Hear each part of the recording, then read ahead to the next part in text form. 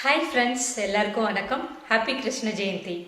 இந்த வாரம் ஃபுல்லாக Krishna Jayanthi special recipe video போட்டுட்டு இருக்கோம். இன்னைக்கு எல்லாருக்கும் ரொம்ப பிடிச்ச பட்டர் முறுக்கு பண்ண போகிறோம். ஒருவேளை இன்னும் நீங்கள் நம்ம சேனலை சப்ஸ்கிரைப் பண்ணால் பார்த்துட்டு இருந்தீங்கன்னா சப்ஸ்கிரைப் பண்ணி வச்சுக்கோங்க. வாங்க வீடியோக்குள்ளே போகலாம்.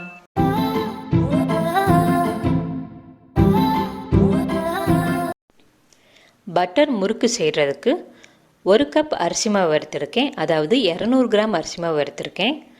அடுத்து 1/2 கப் கடலை மாவு எடுத்திருக்கேன், அதாவது 100 கிராம் கடலை மாவு எடுத்திருக்கேன். நீங்கள் எந்த உலக்கில் அரிசி மாவு வளர்க்குறீங்களோ அதில் பாதி கடலை மாவு வளர்ந்தீங்கன்னா சரியாக வரும். அடுத்து தேவையான அளவு உப்பு சேர்த்துடலாம். கொஞ்சமாக பெருங்காயத்தூள் தூவிடலாம். அடுத்து கொஞ்சமாக சீரகம் போட்டுடலாம். சீரகத்துக்கு பதிலாக எள்ளும் சேர்த்துக்கலாம், நல்லாயிருக்கும். இந்த முறுக்கோட ஸ்பெஷலே வெண்ணெய் தான், பட்டர் முறுக்கு. நான் வெண்ணெயை 3 ஸ்பூன் உருக்கி வச்சுருக்கேன், அதை மாவில் சேர்த்துடலாம். மாவில் சேர்த்துட்டு மாவை நல்லா பிசைஞ்சு விட்டுக்கலாம். கொஞ்சம் கொஞ்சமாக தண்ணி ஊற்றி மாவை பிசைஞ்சுக்கலாம்.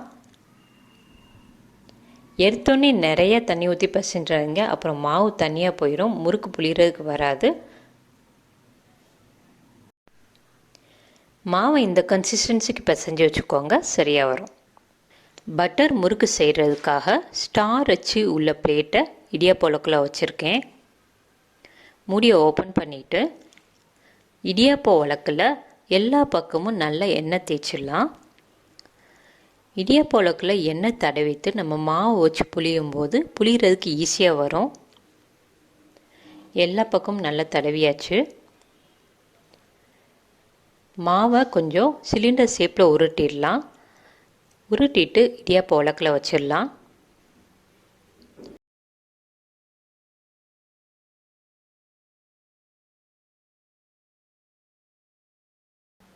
மாவை உள்ளே வச்சுட்டு மூடியை க்ளோஸ் பண்ணி வச்சிடலாம். அடுப்பில் ஒரு கடாய் வச்சுட்டு எண்ணெய் ஊற்றிடலாம். எண்ணெயை நல்லா காய வச்சிடலாம். எண்ணெய் நல்லா காஞ்சிருச்சான்னு கொஞ்சமாக மாவு போட்டு டெஸ்ட் பண்ணி பார்க்கலாம். பாருங்கள், மேலே நல்லா பபிள்ஸாக வருது, எண்ணெய் நல்லா காஞ்சிருச்சு. முறுக்கை நம்ம புழிஞ்சு விட்டுறலாம். எல்லா பக்கமும் நல்லா புழிஞ்சு விட்டுறலாம்.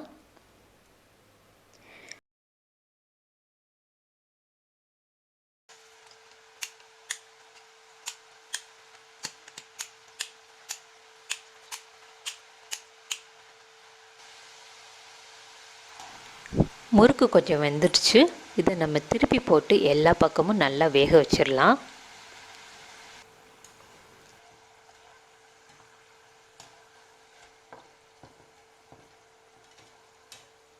முறுக்கு நல்லா வெந்துடுச்சு. இதை ஒரு பிளேட்டில் ட்ரான்ஸ்ஃபர் பண்ணிடலாம்.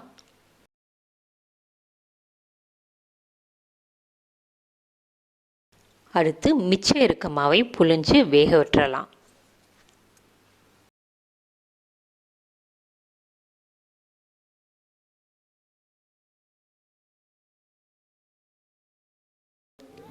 டேஸ்டான கிறிஸ்பியான பட்டர் முறுக்கு ரெடி ஆயிடுச்சு.